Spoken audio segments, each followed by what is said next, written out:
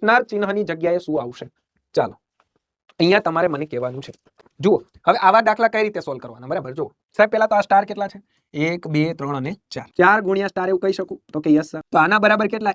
24 આપ્યા. જોજો હવે આને આમ પણ લખી દો ડાયરેક્ટ 4 સ્ટાર. આમ લખી શકાય કે ના લખી શકાય? તો કે લખી જે કઈ સાહેબ, આમાં કોઈ શું કહેવાય શંકા નથી. આ બરાબર છે, બરાબર. ચાલો અહીંયા તમે ગુણાકાર કરો કે ના કરો એનો મતલબ આ 4 ગુણ્યા સ્ટાર છે.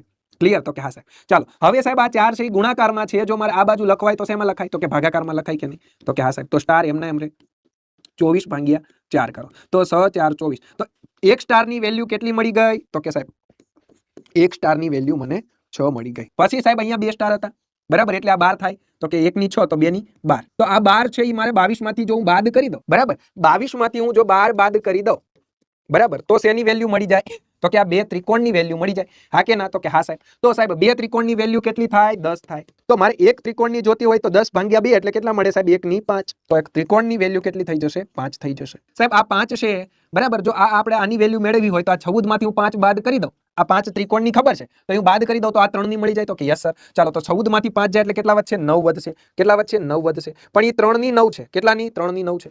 આવા 3 છકેડા થાય એની પ્લેસ એની વેલ્યુ 9 આપી, બરાબર. તો 1 ની કેટલી થાય? તો સાહેબ આને ભાગ્યા 3 કરી દો, બરાબર. તો 3 3 9 થઈ જાય. તો કે યસ સર. આની 3 આની 3 આની 3 3 ને 3 6 3 9 થઈ જાય. તો કે યસ સર. તો કે સાહેબ આની વેલ્યુ થઈ જશે 9 સોરી 3.